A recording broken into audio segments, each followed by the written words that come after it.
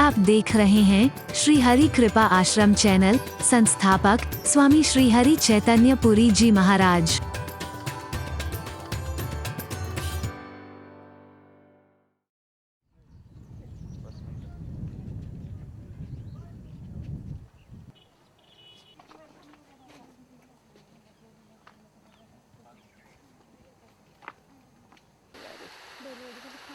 मैसूर का जो गार्डन है, 3 गार्डन का कॉम्बिनेशन।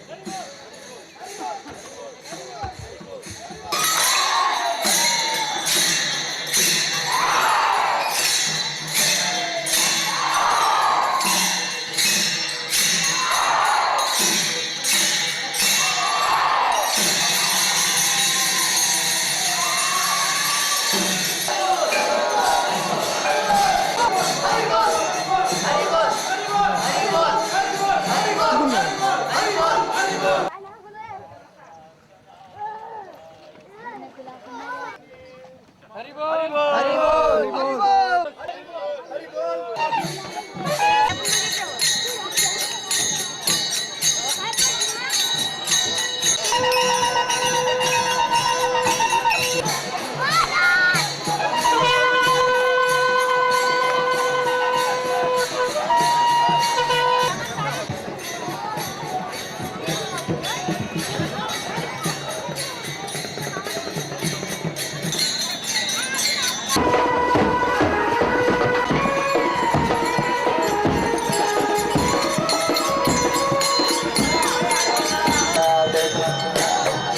भानुदास कृष्णा, भानुदास कृष्णा, भानुदास।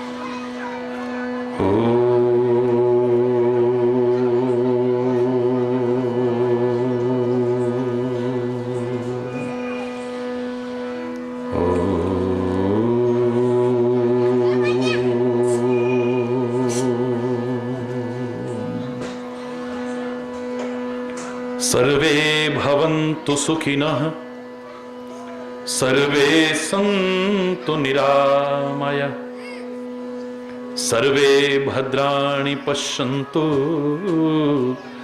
मा कश्चित् दुःखभाग् भवेत्। ओम शांति शांति शांति।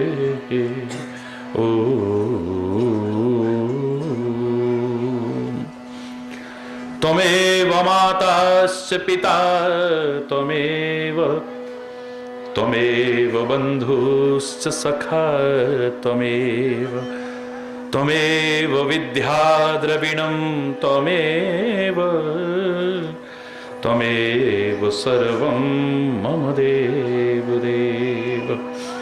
ओम शांति शांति शांति।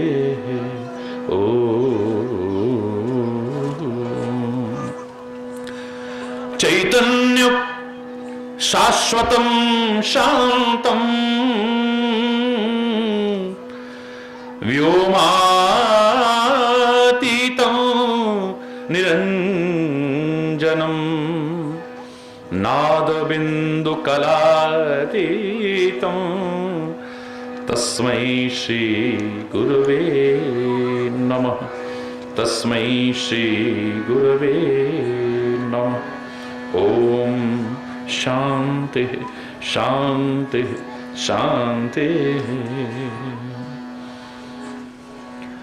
हरि बोल हरि बोल हरि बोल मना, हा जन्म नाही पुन्हा। हरि बोल हरि बोल हरि बोल मना, हा जन्म नाही पुन्हा। हरि बोल हरि बोल हरि बोल मना, हा जन्म नाही पुन्हा। हरि बोल हरि बोल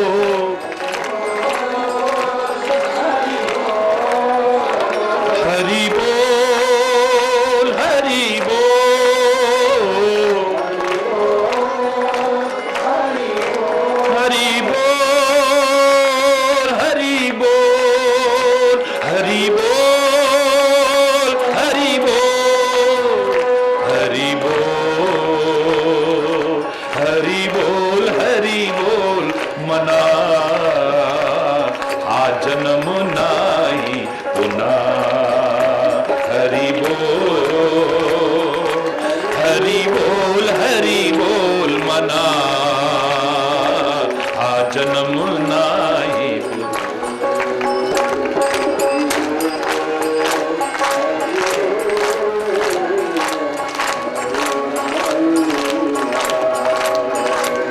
हरि बोल हरि बोल हरि बोल हरि बोल हरि बोल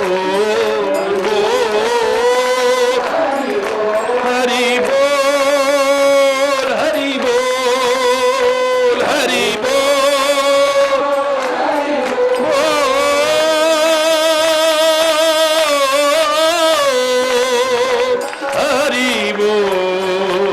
हरि बोल हरि बोल हरि बोल हरि बोल हरि बोल मना, आ जन्म नाही पुन्हा।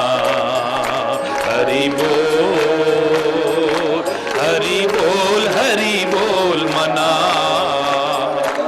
आ जन्म नाही पुन्हा। एकनाथ जय एकनाथ जय एकनाथ। सारे बोलिए हाथ उठा करके जय एकनाथ जय एकनाथ। हरि बोल हरि बोल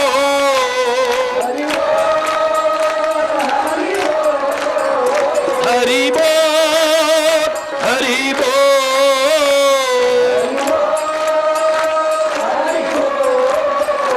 हरि बोल हरि बोल हरि बोल मना, आ जन्म नाही पुन्हा।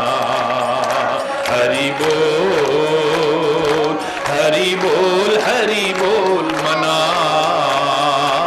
आ जन्म नाही पुन्हा। हरि बोल हरि बोल हरि बोल मना, आ जन्म नाही पुन्हा।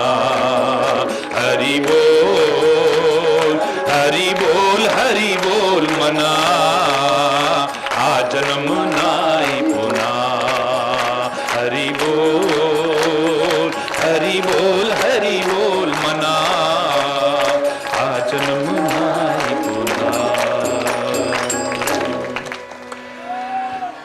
हरि बोल, हरि बोल।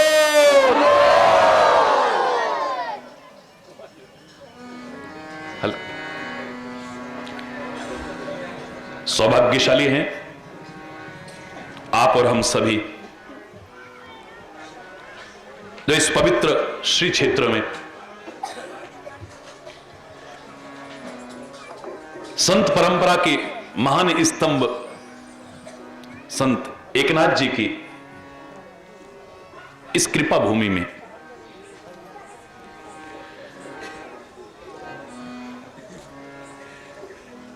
प्रभु नाम लेने का यह अवसर मिल रहा है। सब कुछ मिल सकता है, लेकिन यह सौभाग्यशाली क्षण उसकी कृपा के बिना नहीं मिलते हैं। आप सत्य के मार्ग पर चलें न चलें, धर्म के मार्ग पर चलें न चलें, न्याय के मार्ग पर चलें न चलें, तो भी धन भी प्राप्त कर सकते हो, संपत्ति भी प्राप्त कर सकते हो, पद भी प्राप्त कर सकते हो, संसार के हर वस्तु पदार्थ प्राप्त कर सकते हो। सुत दारा धन लक्ष्मी, ये तो पापी के हूं होए, पापी के घर में भी होता है ये तो। लेकिन संत समागम हरि कथा तुलसी दुर्लभ दोए, ये बहुत दुर्लभ प्राप्त होते हैं, उसकी कृपा के बिना नहीं मिलते हैं।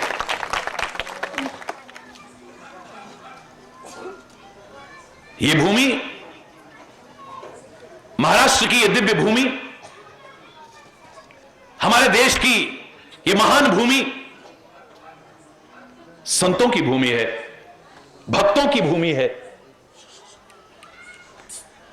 अमर शहीदों की भूमि है, उन वीरों की भूमि है। नमन करता हूं इस पवित्र धरा को, उन महान दिव्य आत्माओं को भी, और आपकी इन भावनाओं को भी नमन करता हूं।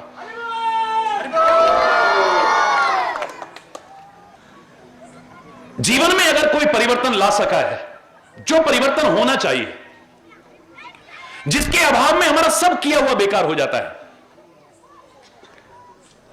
एकमात्र संत ला सकता है, कोई और नहीं।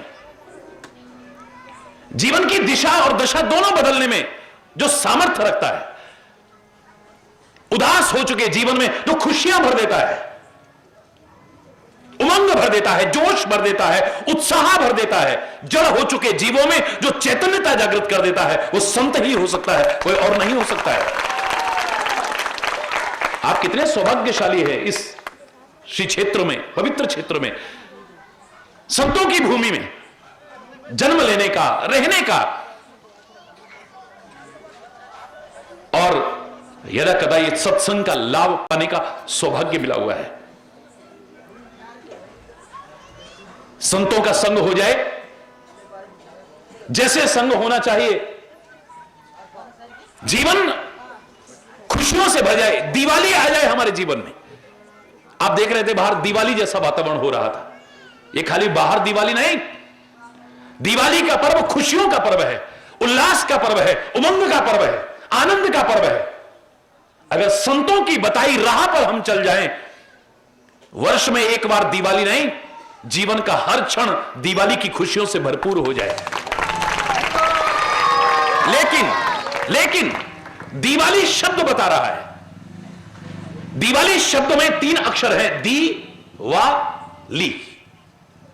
संतों ने जो शिक्षा दी, ग्रंथों ने जो शिक्षा दी, महापुरुषों ने जो, सदगुरु ने शिक्षा दी, वह आपने ली।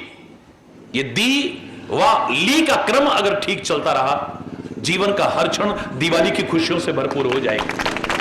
जीवन अगर संवरेगा आपका, तो संत का संग करके, कुसंग करके नहीं हो पाएगा। एक छोटी सी लोहे की पिन भी डूब जाती है, लेकिन अगर लकड़ी का साथ कर ले, जहाज का साथ कर ले, नाव का संग कर ले, तो पिन तो क्या, लोहे की बड़ी बड़ी चट्टानें भी पार हो जाएंगे आराम से। गले में कोई धागा डालेगा, हमें अच्छा नहीं लगता है। कोई धागा हमारे गले में डाले, हमें अच्छा नहीं लगता है। हरि चैतन्य की बात अलग है।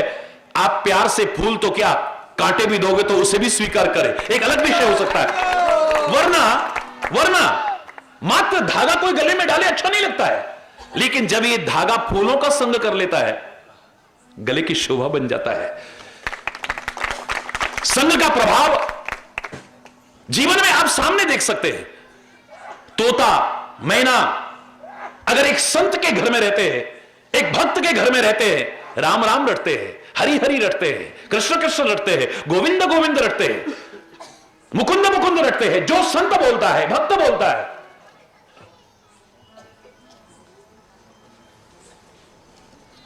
राम कृष्ण हरि जय जय राम कृष्ण हरि जय जय राम कृष्ण हरि जय जय राम कृष्ण हरि जय जय राम कृष्ण हरि जय जय राम कृष्ण हरि जय जय राम कृष्ण हरि जय जय राम।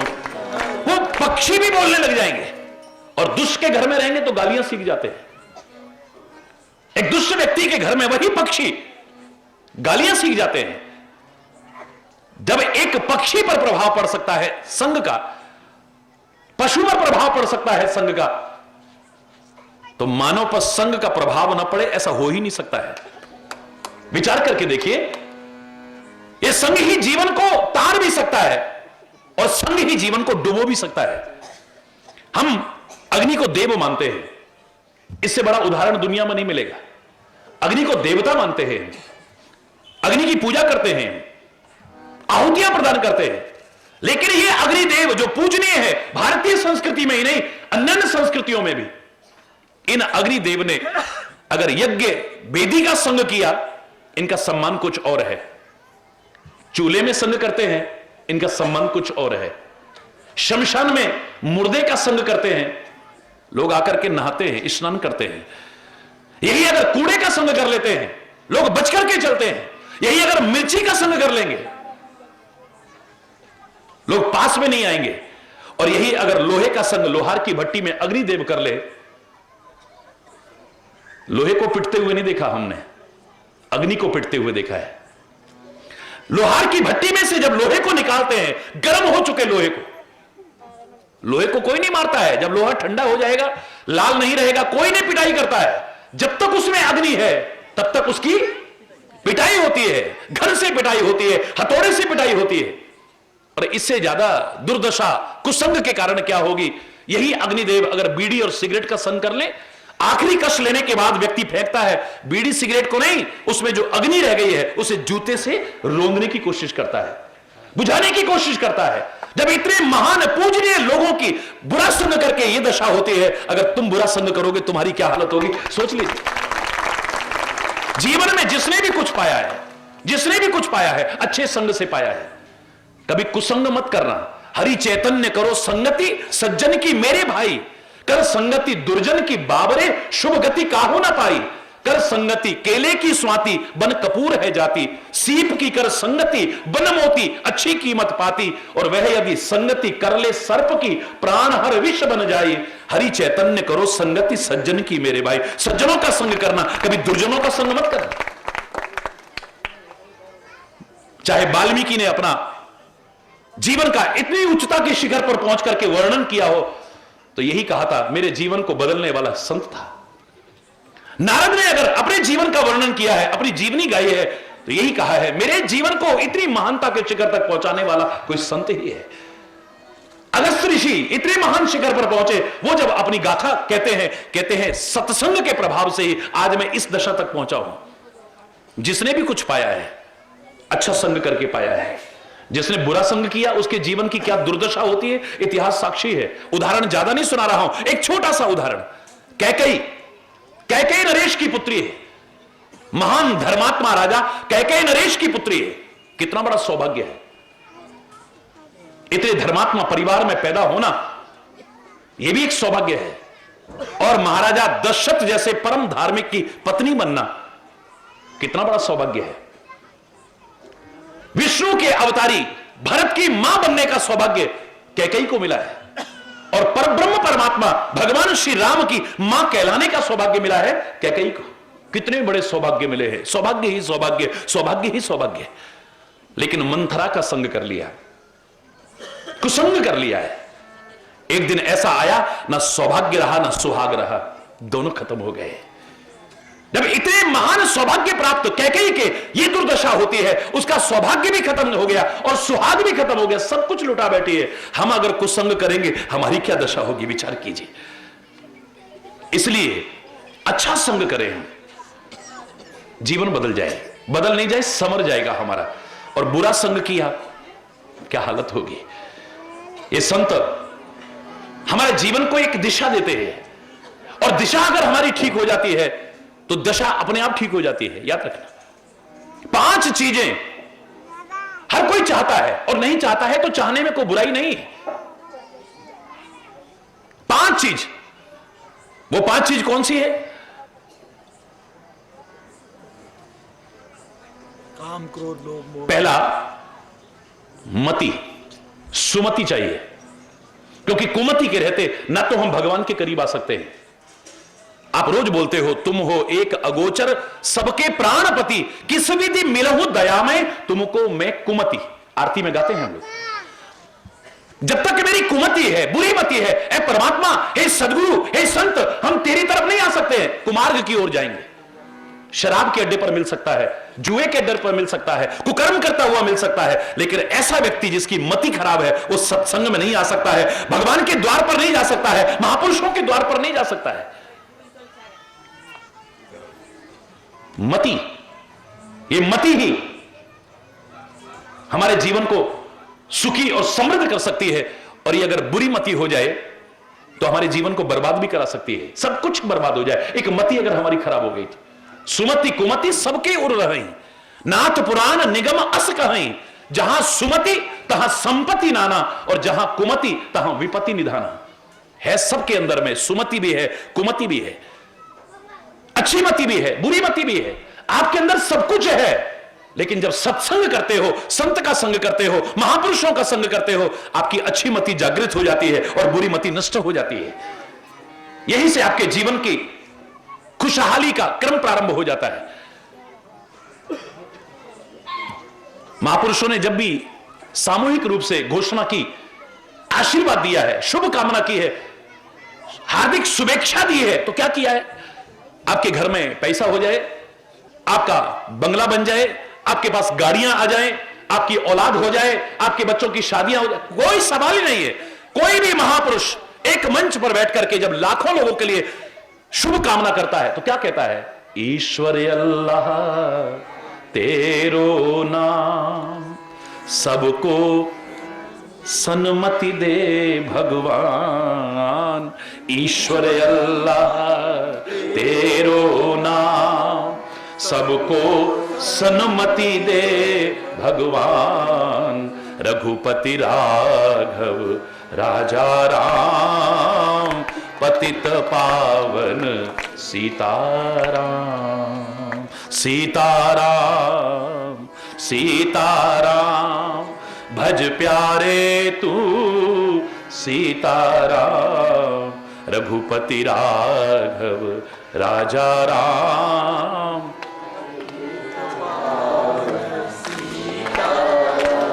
सबको सन्मति दे भगवान। ए परमात्मा, सबको अच्छी मति देना।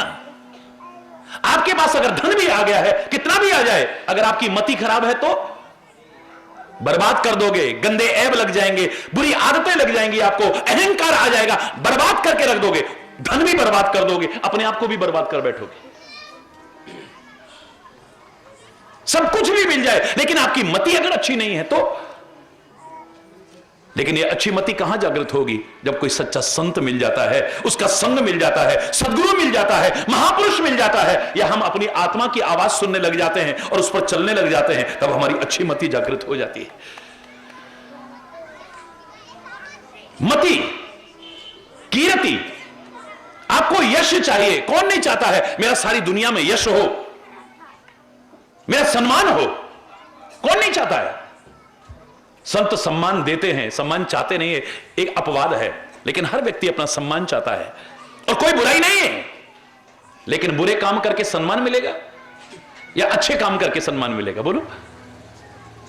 अच्छे काम करेंगे तो सम्मान मिलेगा ना। अच्छी मति होगी, अच्छे कर्म करेंगे तो हम यश के भागीदार, सारी दुनिया में हमारा यश होगा। अन्यथा मति अगर खराब हुई, कर्म गलत हुए, सोच गलत हुई, संगति गलत हुई तो क्या होगा? बदनामी होगी, अपयश होगा, यश नहीं हो सकता है। 5 चीजें जरूर चाहो, लेकिन इतना याद रखना, ये 5 चीजें अगर मिल सकती हैं तो संत कृपा से मिल सकती हैं, सदगुरु कृपा से मिल सकती है, या परमात्मा की कृपा से मिल सकती है। मति, कीरति, गति, दुर्गति होगी वरना गलत राह पर चल करके सदगति नहीं हो सकती है। मति, कीरति, गति, भूति, भूति माने ऐश्वर्य, आपके पास परमात्मा करे सब कुछ हो, लेकिन संगति खराब हुई या गलत तरीके से अर्जित की, उसका क्या परिणाम होगा? संपत्ति जो थी वो भी नष्ट हो जाएगी। जो गलत राह पर चले हैं आज अगर अंदर पड़े हैं तो संपत्ति उनके किस काम आ रही है? बोलो, कितनी संपत्ति अर्जित की लेकिन क्या काम आई है? कुछ काम नहीं आ रही है। मति, कीरति, गति, भूति, भूति माने ऐश्वर्य और भलाई, आपको भलाई मिलेगी, आपके जीवन की भलाई होगी कब? जब सदमार्ग पर चलेंगे तो। और ये एकमात्र चल सकता है काहे के बल पर? जब संत कृपा करते हैं, संत का संग करते हैं, खाली ऐसे सामने से नहीं, उनके वचनों का संग करते हैं, उनके मार्गदर्शन को अपनाते हैं तो जीवन की दिशा और दशा अपने आप बदल जाती है। जो संत राह दिखाएं, जो सदगुरु राह दिखाएं, जो ग्रंथ राह दिखाएं, जो हमारी आत्मा, मन नहीं, हमारी आत्मा राह दिखाए, एक बार चल के देखो, जीवन खुशियों से भरपूर हो जाएगा, आनंद से भरपूर हो जाएगा। हरि बोल, हरि बोल, जोर से बोलो ना, और जोर से बोलिए ना। ये संत आप देखिए, इनके लिए कोई पराया नहीं है। आप इस दिव्य भूमि पर हैं जहां बगल में ही जन्मभूमि होने का गौरव मिला है, आपे गांव में संत ज्ञानेश्वर जी के, ये परमात्मा के स्वरूप हैं सब। क्योंकि संत में और उस नाथ में कोई अंतर नहीं है। संत एक नाथ, हरि बोलना, मुझे लग रहा है ये नाथ यानी परमात्मा और इधर संत, ये एक हैं, ये अलग हो ही नहीं सकते हैं कभी। परमात्मा में और संत में कभी भेद नहीं करना। अगर साकार रूप में हमारे सामने कोई परमात्मा है, मेरा सदगुरु है, मेरे माता पिता है, मेरे बुजुर्ग है, मेरा देश है, मेरे देश की संस्कृति है, या फिर संत हैं, उनको नमन भी करना, और खाली नमन मत करना, उनकी बताई राह पर चल जाना, जिंदगी संवर जाएगी तुम्हारी। ये संत किसके हैं अगर इनसे पूछा जाए तो? संत एकनाथ किसके हैं ये? एक परिवार के। हमें बड़ी खुशी है कि उनके परिवार के लोग भी यहां मौजूद हैं, परंपरा में जो चले आ रहे हैं, बहुत प्रसन्नता है, नाज है हमें। लेकिन ये किसके हैं? एक परिवार के नहीं है संत, एक गांव के नहीं है, एक राज्य के नहीं है, एक राष्ट्र के भी नहीं है। संत तो सारी दुनिया के होते हैं। उनके लिए पराया कौन है? परमात्मा के लिए कौन पराया है? आकाश के लिए कौन पराया है? हवा के लिए कौन पराया है? बादलों के लिए कौन पराया है? पृथ्वी माता के लिए कौन पराया है? कोई पराया नहीं है। मैंने जब पहली बार एक संत सम्मेलन में आज से बहुत वर्ष पहले यह कहा कि संत परोपकारी नहीं होते हैं, चौंक गए लोग। हर कोई कहता है संत परोपकारी होते हैं, और आप क्या कहते हैं? मैंने कहा परोपकार कब कहलाता है? जब पराये पर किया जाए, पर किया जाए जो उपकार, वो क्या कहलाता है? परोपकार। लेकिन संत के लिए तो कोई पराया है ही नहीं, वो परोपकार किस पर करेगा? वो जो करता है सबको अपना समझकर, वो सब अपने हैं उसके लिए पराया कोई नहीं हो सकता है। आप कह सकते हो ये हिंदू है, ये मुसलमान है, ये सिख है, ये ईसाई है, ये जैन है, ये बौद्ध है, ये पारसी है, ये कश्मीरी है, ये पंजाबी है, ये बंगाली है, ये उड़िया है, ये मराठी है, ये गुजराती है, ये फलाना है, ठीक है, आप कह सकते हो। लेकिन संत कहेगा सब मेरे हैं, मेरे लिए तो पराया कोई है ही नहीं है। परमात्मा किसको पराया कहेगा? एक यही तो है जो सबके हैं, सबके। जब तक सभी ने अपना नहीं समझेगा और अपनाएगा नहीं इनका मार्गदर्शन, तब तक जिंदगी संवरने वाली नहीं है। एक परिवार में वो पैदा हुए, उस परिवार के लिए गौरव की बात है, लेकिन सब अपना समझो उन्हें। ये हमारे लिए आए हैं, ये संत हमारे लिए आए हैं, ये महापुरुष हमारे लिए आए हैं, ये परमात्मा के अवतार हमारे लिए हुए हैं। अगर मैं अकेला होता, विचार करो, क्या ये सूर्य ना होता, इस दुनिया में कोई ना होता, अगर मैं अकेला होता, भगवान ने खाली मुझे भेजा होता तो सूर्य भी भेजा होता, चंद्रमा भी होता, तारे भी होते, पृथ्वी भी होती, आकाश भी होता, मेघ भी होते, नदियां भी होती, पर्वत भी होते। अगर मैं अकेला होता तो मेरे लिए भी सब कुछ होता। आज सारी करोड़ों अरबों लोग हैं, इन सबके लिए है। हर आदमी सोचे ये परमात्मा ने जो भी उपकार किए हैं ये तो मेरे लिए किए हैं, मेरे लिए किए हैं, वो मेरे लिए कर रहा है। और उन उपकारों का ऋण मैं कभी चुका भी नहीं सकता हूं, बस उसे याद तो कर सकता हूं है? उसी को भूल जाते हैं हम। हरि बोलना, हरि बोल, जोर से बोलो ना, और जोर से बोलो ना। और उसी को भूल जाते हैं जिसे याद रखना है, जिसे याद रख करके हमारी जिंदगी संवर सकती है उसे हम भूल जाते हैं, और जिसे भूलने में भलाई है उसे याद करते हैं। एक व्यक्ति कहने लगा, महाराज जी 1 वर्ष में आप आते हैं, सारा जिंदगी तो लोगों के बीच रहना है, वही बुराई, गंदगी, कमियां, फिर उसी में हम गिल में, 1 साल बाद आते हैं, कुछ असर पड़ता है लेकिन फिर भूल जाते हैं हम। मैंने कहा 50 साल पहले तेरे को किसी ने गाली दी, भूला तू? हरि बोल, हरि बोल। 20 साल पहले तुम्हारा अपमान किया किसी ने, भूले तुम? 10 साल पहले तुम्हें व्यवसाय में घाटा हो गया, आज भगवान की कृपा से सब कुछ है, फिर भी नहीं भूले। जब याद आ, अरे इतना था, सब बर्बाद हो गया हमारा। किसने अपमान किया, किसने दुर्व्यवहार किया, आज तक याद है। बदले की आग में जलते हैं, ईर्ष्या की आग में जलते हैं, द्वेष की आग में जलते हैं, और वो आग जो सब कुछ जला करके खाक कर रही है, हमें उसका एहसास भी नहीं होता है। जो भूलना चाहिए था, जिसे भूल करके शांति मिलती, नहीं भूलता आदमी है। और जिसे याद रखना था, सारी जिंदगी तो क्या, 1 वर्ष में 1 बार तो क्या, जिंदगी में अगर 1 क्षण के लिए भी सत्संग मिल जाए, उसे अपना लेना, जिंदगी तुम्हारी संवर जाए। 1 बार भी, 1 घड़ी, आधी घड़ी, आधी में पुनि आधी, तुलसी संगत साधु की हर एक कोटि अपराध। 1 घड़ी के लिए भी सत्संग मिल जाए है, जिंदगी संवर जाती है। आज वाल्मीकि जी को हम भगवान कहते हैं, मैं भी कहता हूं, आप भी कहते हैं, लेकिन पहले का जीवन छुपा तो नहीं है। 1 क्षण का सत्संग मिला, 1 क्षण का, जिंदगी संवर गई। नारद जी निकल रहे हैं, पकड़ लिया, भैया मेरे को लूट के क्या मिलेगा तेरे को, तू ये जो कर रहा है किसके लिए कर रहा है? बोले परिवार के पालन पोषण के लिए। इसमें जो पाप लगेगा उसके जिम्मेदार खाली तुम हो या पूरा परिवार? बोले सब खाएंगे, सब पहनेंगे, तो सब जिम्मेदार हैं उसके, मैं खाली उत्तरदायी क्यों? बोले एक बार पूछ के तो आओ परिवार से, ये जो तुम अनर्थ करते हो, जो अधर्म करते हो, जो हत्या करते हो, जो लूटपाट करते हो, क्या परिवार के लोग भी उस पाप में भागीदार बनेंगे? है बाबा जी भागना चाहते हो? बोले भागना नहीं चाहते, बेशक तुम रस्सी से बांध जाओ, रस्सी भी खुद दे रहे, वृक्ष के साथ नारद जी को बांध दिया है, बांध दिया। दूसरा, तुम्हारा जीवन बुराइयों से मुक्त हो जाए उसके लिए संत बंधन भी स्वीकार करने को तैयार है। जाओ, जाकर के पूछ के तो आओ। एक बार गए, जाकर के अपनी पत्नी से सबसे पहले पूछते हैं, मैं जो पाप करता हूं, अधर्म करता हूं, उसके आधे की भागीदार तुम अर्धांगिनी हो, क्या भागीदार नहीं बनोगी? आपने विवाह किया है मेरे साथ, मेरा पालन पोषण का उत्तरदायित्व तो है आपका। आप चोरी करके लाते हैं या मेहनत करके, इसके जिम्मेदार आप हैं, मैं नहीं है? लाता मैं हूं, खाते ये सब हैं, पाप सारा मेरे को। हल्का सा झटका लगा, बच्चों के पास गए, बच्चों तुम तो ये जो मैं करके लाता हूं इसमें जो पाप लगेगा तुम भी इसके भागीदार हो या नहीं? बोले पैदा क्यों किया आपने? आपने हमें जन्म दिया है, पैदा किया है, हमारा पालन पोषण का उत्तरदायित्व है आपका, आपकी जिम्मेदारी है। आप पाप करके लाते हैं, अधर्म करके लाते हैं, या मेहनत करके लाते हैं, मजदूरी करके, इसके जिम्मेदार आप हैं, हम नहीं।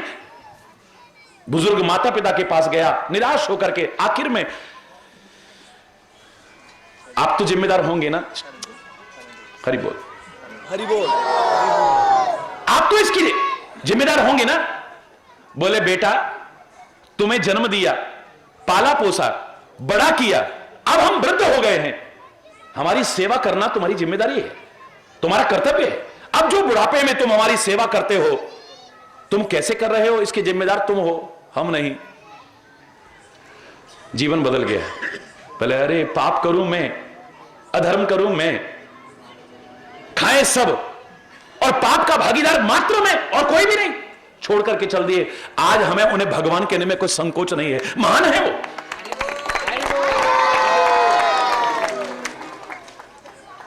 किसने बदला जीवन? किसने? एक संत ने। संत की जरा सी वाणी ने जीवन को बदल दिया। असल में होता क्या है, हम संत को मानते हैं, संत एकनाथ महाराज की, ज्ञानेश्वर महाराज की, गुरु महाराज की, सब संतों को जय जयकार भी करते हैं, पूजन भी करते हैं, नमन भी करते हैं। हम संतों को मानते हैं, हम गुरुओं को मानते हैं, महापुरुषों को मानते हैं, हम ग्रंथों को मानते हैं, वेद पुराण कुरान बाइबल को मानते हैं। काश इनकी भी मान जाते तो। हरि बोल। ज्यादा अंतर नहीं है, को और की में कितना अंतर है? एक मात्रा का अंतर है। इनको मानते हैं, इनकी मानने लग जाएं, जिंदगी समझ जाए। आज जो समाज में हिंसा दिख रही है, द्वेष दिख रहा है, अशांति दिख रही है, कला कलेश दिख रही है, मनमुटाव दिख रहा है, कुमार्ग पर चलते लोग दिखाई दे रहे हैं, क्या कारण है? इस भारत की जो परंपरा है उसको हमने निभाई नहीं है। वो महान परंपरा से जो हमें मिला है, संतों के माध्यम से, सदगुरुओं के माध्यम से, अवतारों के माध्यम से, हमने कुछ सीखा ही नहीं, जीवन में अपनाया ही नहीं। हम किसी बात पर भी अपना अगर जरा सी असहमति व्यक्त करना चाहते हैं तो हिंसा का सहारा ले लेते हैं, किसी को अपमानित करने की, चाहे कितना भी प्रतिष्ठित व्यक्ति हो, कितना भी महान व्यक्ति हो, कितना भी आदरणीय व्यक्ति हो, हम एक सेकंड में उसके सम्मान को भी गिराने की कोशिश करेंगे, है? उसका अपमान भी करने की, उसे लज्जित करने की कोशिश करेंगे और हिंसा का सहारा लेते हैं। किसने सिखाया है? मेरे देश की परंपराएं नहीं है ये। आए दिन ऐसी होने वाली घटनाएं है, कौन सिखाता है ये असंत सिखा सकते हैं, संत नहीं सिखा सकते। संतों से प्यार सिखाता है, सद्भाव सिखाता है, शांति सिखाता है, मेलजोल सिखाता है, एकता सिखाता है, सांप्रदायिक सौहार्द सिखाता है, और कुछ नहीं सिखा सकता है। अगर हमने अपने माता पिता का सम्मान नहीं किया तो क्या किया हमने, जिन्होंने हमें जन्म दिया है? एक बात समझ लो, एक बात समझ लो, वो समझने के बाद कोई ज्ञान की आवश्यकता नहीं है कि जो तुम्हें अपने आत्मा के लिए अच्छा नहीं लगता है वो कभी दूसरों के साथ मत करो। तुम्हें कोई थप्पड़ मारे कैसा लगेगा? बोलो ना, है? चाहे तुम बहुत छोटे से हो और बड़ा भी मारता है तब भी तुमको बुरा लगता है, और तुम अपने से बड़े को भी एक थप्पड़ झट से मारने को तैयार हो जाते हो। शर्म नहीं आती हमें? विचार करके देखिए आप, जो हमें अच्छा नहीं लगता है वो हम दूसरे के साथ, हमारा कोई अपमान करे कैसा लगेगा? बोलो, जोर से बोलो, अच्छा लगेगा? हम किसी का अपमान क्यों करते हैं? हमारी कोई बेइज्जती करता है कैसा लगता है? बुरा लगता है। क्यों करते हैं हम किसी की? हमारी कोई निंदा करता है, बुराई करता है, चाहे हम कितने भी बुरे हो, पर हमें अच्छा नहीं लगता है, तो दूसरे को अच्छा क्यों लगेगा? क्यों करते हो? हमारी बेटी को अगर ससुराल में सताया जाए कैसा लगेगा? बोलो, बोलो ना। हमारी बेटी को अगर ससुराल में सताया जाए कैसा लगेगा? तो किसी की बेटी जो हमारे घर में आती है, हम उसको क्यों सताते हैं? उनको भी कितना बुरा लगता होगा, है? हम परमात्मा करे खूब लंबा जीवन हो, दीर्घ जीवन हो, है? मैं हार्दिक शुभेच्छा देता हूं, खाली बाढ़ दिवस पर नहीं, आपका बाढ़ दिवस निकल गया या आने वाला है, मैं हार्दिक शुभेच्छा करता हूं, बहुत लंबा जीवन हो आपका। आप बुजुर्ग हो, जब आप बुजुर्ग हो जाएं, वृद्ध हो जाएं, आपकी औलाद आपका तिरस्कार करे, अपमान करे, सेवा ना करे, कैसा लगेगा? बोलो। तो आप अपने बुजुर्गों का साथ ऐसा क्यों करते हैं? आप अपने माता पिता, आई बाबा के साथ, अपने माता पिता के साथ ऐसा व्यवहार क्यों करते हैं जो उनको भी अच्छा नहीं लगेगा? जो तुम्हें अपने लिए अच्छा नहीं लगता है कभी भी दूसरे के साथ करने की कोशिश मत करो। इतना ही सीखना काफी है? मैं हिमालय की यात्रा भी की, पूरे भारत की पदयात्रा के दौरान 3.25 वर्ष पैदल चला, 23,000 किलोमीटर भारतवर्ष की पदयात्रा की। जब हिमालय की ऊंचाइयों पर जा रहे थे, एक जगह पर काफी लोग हमारे साथ थे, सीधी चढ़ाई, चारों तरफ बर्फ, तो सीधी चढ़ाई थी। मैंने कहा थोड़ी देर बैठ जाओ, उसके बाद में चलते हैं। सब बैठ गए, मैं भी बैठा, चरणों में उन्होंने प्रणाम किया सबने। थोड़ा थोड़ा प्रसाद मैंने वितरित किया, थोड़ा थोड़ा जल उन्होंने लिया। उसके बाद बोले, महाराज आपने ये प्रसाद तो दे दिया, गुरुदेव अब जो रोज प्रसाद आप देते हो यानी वाणी का, वो प्रसाद दो। रोज कुछ ना कुछ सुनाता था, परमात्मा की कृपा से कुछ नया सुनाता था, लेकिन आज मेरा कुछ सुनाने को मन नहीं हुआ। ये सच्ची घटना है। बस मैंने जोर से कहा राम। क्या कहा? जोर से बोलो। क्या कहा? क्या कहा?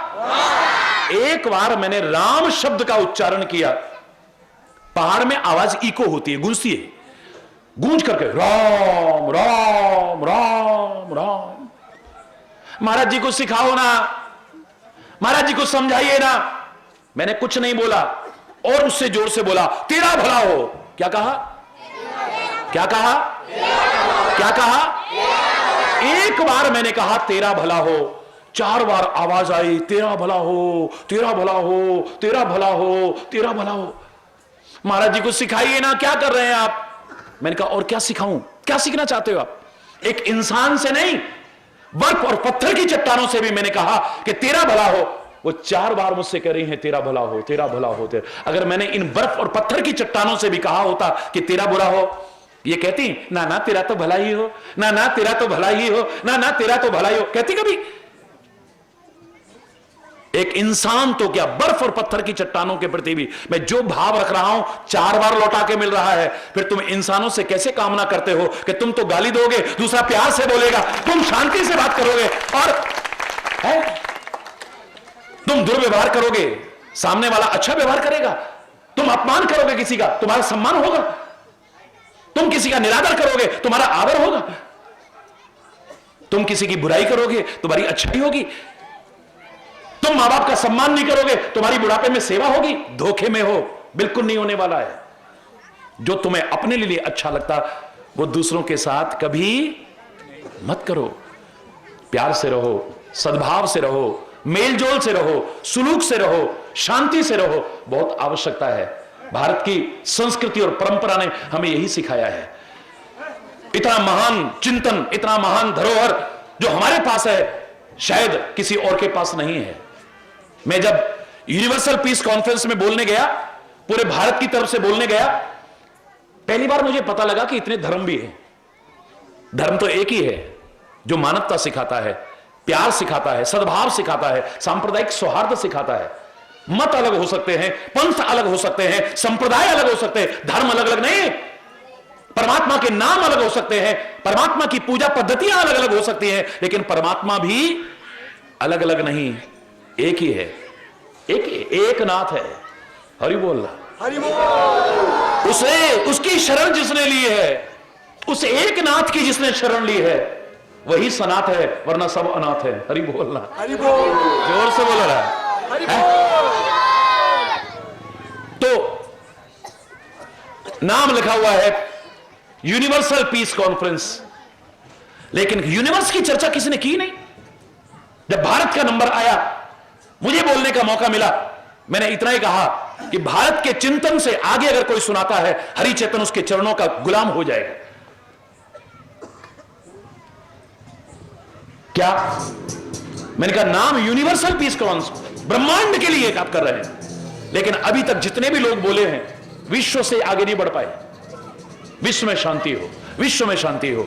एक भारतवर्ष है जो आज नहीं, सनातन काल से एक चिंतन करता आया है, ओम द्यौ शांति, अंतरिक्ष शांति, पृथ्वी शांति, रापः शांति, रौखदयः शांति, वनस्पतयः शांति। कहां कहां शांति नहीं चाहता है? ये पृथ्वी पर शांति चाहता है, अंतरिक्ष में शांति चाहता है, पाताल में शांति चाहता है, औषधियों में शांति चाहता है, वनस्पतियों में शांति चाहता है, यहां तक कि शांति रेव शांति, शांति में भी शांति चाहता है। वो भारतवर्ष हो सकता है, और कौन हो सकता है? हमें नाज है अपने भारत पर, हमें नाज है अपने भारत की संस्कृति पर, हमें नाज है अपने संतों के उस चिंतन पर, हमें नाज है अपने मूल्यों और मर्यादाओं पर, जिसके बल पर यह सारी दुनिया पर राज करता रहा, जगत गुरु रहा है भारत। कमियां आई हैं, भारतवर्ष में कमियां नहीं आई, हम भारतवासियों में कमियां आई हैं, उन्हें दूर करें विचार पूर्वक। मैं दावे से कहता हूं वो दिन दूर नहीं होगा, ये भारत फिर से जगत गुरु के पद पर प्रतिष्ठापित होगा। इस हिंदुस्तान के चरणों में सारी दुनिया झुकने को तैयार है। 172 देश आपके महाराज जी को रोज सुनते हैं, करोड़ों करोड़ों लोग सुनते हैं, 17-18 चैनलों पर नित्य प्रसारण आप भी देखते हैं, नित्य आता है। सारी दुनिया आज व्याकुल है इस संदेश को सुनने के लिए, दीवानी है इस संदेश को सुनने के लिए। लोग लूट करके ले गए हमारे हीरे जवाहरात, लोग लूट करके ले गए हमारे सोना चांदी, हमारे खजाने, हमारा कोहिनूर, सब कुछ लूट करके ले गए हो, लेकिन अध्यात्म ज्ञान, हमारे ऋषियों का वो महान चिंतन आज भी हमारे मनुष्यों के मस्तिष्क में है। व्यवसाय बना करके नहीं, जो आज हो गया है, कथा प्रवचन व्यवसाय, योग व्यवसाय, आयुर्वेद व्यवसाय, शिक्षा व्यवसाय, व्यवसाय बना करके नहीं, निस्वार्थ भाव से चंद लोग भी आगे बढ़ के प्रचार प्रसार में जुट जाएं, मैं दावे से कहता हूं सारी दुनिया हमारे हिंदुस्तान के चरणों में झुकने को तैयार है। एक बार हाथ उठा के जोर से बोलिए, जरा और जोर से बोलिए, और जोर से, हरि बोल, हरि बोल, हाथ उठा।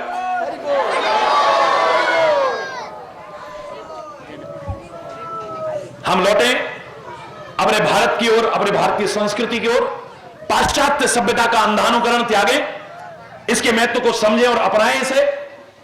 अपने बड़ों का सम्मान करें हम, अपने तीर्थों का सम्मान करें हम, अपनी संस्कृति का सम्मान करें हम, अपने संतों का सम्मान करें हम, अपने भक्तों का सम्मान करें हम, अपने ऋषि महर्षियों का सम्मान करें हम, अपने अवतारों का सम्मान करें हम, आत्मा की आवाज का सम्मान करें हम, महात्मा की आवाज का सम्मान करें हम, परमात्मा के जो संदेश है उसका सम्मान करें हम। मैं दावे से कह रहा हूं भारत नहीं सारी दुनिया का नक्शा बदल जाए। आज विश्व शांति के अग्रदूत हमारे प्यारे भारतवर्ष में बहुत अशांति है, दुर्भाग्यपूर्ण है, चिंता का विषय है। हम अशांति के घटक न बने, शांति का साम्राज्य स्थापित करने में अपना महत्वपूर्ण योगदान दें। भारतवर्ष में शांति हो और विश्व शांति का संदेश एक बार इसी तरह से सारी दुनिया में गूंजे, बस यही कामना है मेरी। और इसके लिए संत ही मार्गदर्शन दे सकते हैं, उनके मार्गदर्शन को अपनाएं हम। भारत कृषि प्रधान देश है, लोग कहते हैं, मैं कहता हूं यह कृषि प्रधान भी देश है और ऋषि प्रधान देश भी है। यह खाली कृषि प्रधान नहीं, ऋषि प्रधान देश भी है।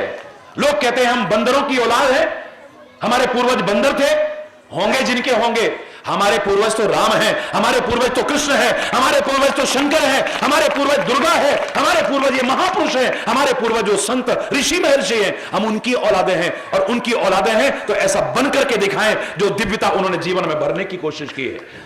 आओ लौटो भारत की उस संस्कृति, मूल्य और मर्यादाओं की ओर, सुखी भी हो जाओगे, समृद्ध भी हो जाओगे, खुशहाल भी हो जाओगे। रामायण में एक प्रश्न पूछा गया, दुनिया में सबसे बड़ा दुख क्या है? कभी पढ़ी रामायण? नहीं पढ़ी तो कभी पढ़िए, उन महापुरुषों का संदेश देखिए। संसार का सबसे बड़ा दुख क्या है? बोले अभाव सबसे बड़ा दुख है। काय का अभाव? धन का? नहीं, धन का अभाव दुख का कारण हो सकता है, सबसे बड़ा दुख नहीं, क्योंकि जिनके पास बहुत धन है वो भी दुखी दिख रहे हैं। अगर धन का अभाव दुख है तो धन आने पर सुखी होना चाहिए आदमी। जिनके पास खरबों खरबों रुपए वो भी दुखी हैं। कोई तन का दुखी है, कोई मन का दुखी है, कोई संतान से दुखी है, कोई अपनी पत्नी से दुखी है, कोई अपने पति से दुखी है, कोई पड़ोसी से दुखी है, कोई अपने मालिक से दुखी है, कोई अपने नौकर से दुखी है, कोई किसी से, कोई ना कोई दुख सबको लगा हुआ है? किसी को भी जो ऊपर से सुखी दिखते हैं, इनको भी टटोल के देखो, कुरेद के देखो, सब कोई ना कोई आग निकल आएगी, चिंगारी निकल आएगी। हाँ महाराज ये दुख तो हमें है। धन का अभाव सबसे बड़ा दुख का कारण हो सकता है, सबसे बड़ा दुख नहीं है, वरना धन आने पर सुखी होना चाहिए था। है? संतान का अभाव दुख का कारण हो सकता है, लेकिन सबसे बड़ा दुख नहीं है, वरना जिनके पास संतानें हैं वो सब सुखी हैं। बोलो ना, समय पर विवाह नहीं हो रहा, 30 वर्ष के हो गए, 35 वर्ष के हो गए, ये दुख का कारण हो सकता है, लेकिन सबसे बड़ा दुख नहीं है। जिनके विवाह हो गए सब सुखी हैं क्या? हरि बोल रहा है, जोर से बोल रहा है।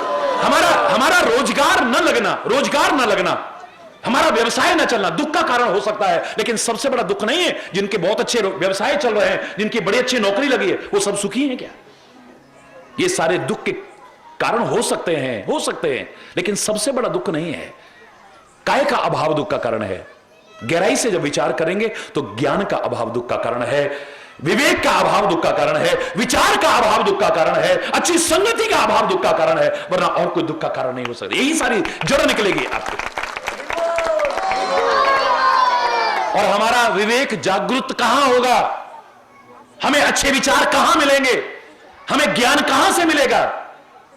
संतों से। मैं बहुत कुछ बोल सकता हूं उसकी कृपा से, लेकिन इस संत की भूमि में आकर के, उस संत को नमन करके, मैं संत की महिमा के अलावा अगर कुछ गाता हूं तो फिर अधूरा अधूरा सा लगता है?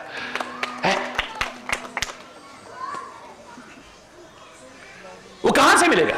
इसीलिए शायद रामायण में जब अगला प्रश्न आता है कि संसार का सबसे बड़ा सुख क्या है, संत मिलन सम सुख जग नाही।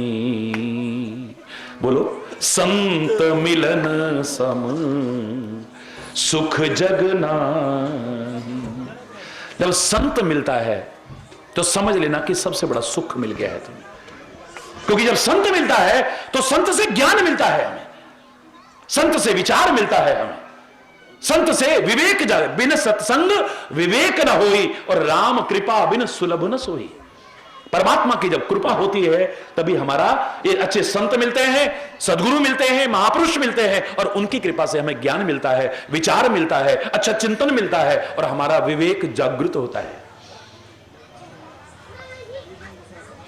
जब विवेक जागृत होता है तो आदमी दोष की तरफ नहीं चलता, फिर गुण की ओर चलता है, पाप की ओर नहीं चलता, फिर पुण्य की ओर चलता है, बुराई की ओर नहीं चलता, फिर अच्छाई की ओर चलता है। बस यही सुख का कारण बन जाता है। सबसे बड़ा सुख यही है।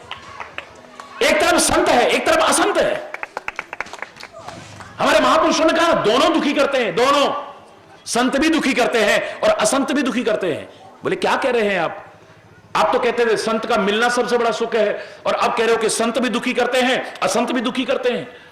बोले हां, जब दुष्ट मिलता है तो दुख होता है। हरि बोल, हरि बोल। जब दुष्ट मिलता है तो दुख होता है, और जब संत बिछुड़ता है तो दुख होता है। संत का मिलना सुख का कारण है, बिछुड़ना नहीं। सत्संग से दूर होना ही समझ लो कि दुख को इनवाइट कर रहे हैं, हम आमंत्रित कर रहे हैं। संत का मिलना ही सारे सुख की जड़ है, और संत से दूर होना ही, यानी संत का तात्पर्य नहीं कि हरि चैतन्य ही, या भगवे या श्वेत वस्त्र पहन के, या बाल बढ़ा करके, जटा बढ़ा करके, या सिर मुंडवा करके जो बैठे उसे संत कहते हैं। ना ना ना, ये परंपरा तो वो है, यहां पर देखा आपने कि उनका परिवार है, और फिर भी इनके जैसा संत कौन हो सकता है? संत जिसके अंदर संतता है, जिसके अंदर संतता है, वो संत है। अगर ये वेश भी बना लिया और संतता ना हुई तो फिर वेश तो रावण ने भी बड़ा अच्छा बनाया था कभी सन्यासी का है। वेश तो काल ने भी नहीं इतना सुंदर बनाया कि हनुमान भी भ्रमित हो गए। मात्र वेश संतता नहीं है, मात्र देश संतता नहीं है, मात्र परिवेश संतता नहीं है। जिसके अंदर क्षमा है, जिसके अंदर करुणा है, जिसके अंदर कृपा है, जिसके अंदर उदारता है, जिसके अंदर सुहृदता है, जिसके अंदर परोपकार है, जिसके अंदर पर दुख कातरता है, वही संत है। चाहे वो इस वेश में हो, चाहे इस वेश में हो, संत हो सकता है, वरना नहीं। और संत के संग का सबसे बड़ा लाभ है कि तुम संत बन जाओ। घर बार छोड़ने वाले ना सही, जंगलों में रहने वाले ना सही, जटा बढ़ाने वाले ना सही, सिर मुंडवाने वाले ना सही, भगवे वस्त्र पहनने वाले ना सही, कथा प्रवचन करने वाले भी ना सही, लेकिन सच्ची सज्जनता आपके अंदर आ जाए, ऐसा संत तो बन जाओ, दुनिया का नक्शा बदल जाए। घर घर में शांति, घर घर में शांति होगी, घर घर में शांति होगी, घर घर में सद्भाव होगा, घर घर में मेलजोल होगा, प्यार होगा, आनंद ही आनंद होगा। देखो आप, वरना तो रात दिन कलह कलेश, उस नरक को किसने देखा? यहां नरक बना हुआ है, यहां नरक बना हुआ है। और अगर प्यार हो, शांति हो, सद्भाव हो, मेलजोल हो, यही स्वर्ग उतर आएगा। तुम्हारे घर में स्वर्ग उतर आएगा, इस धरा पर स्वर्ग उतर आएगा।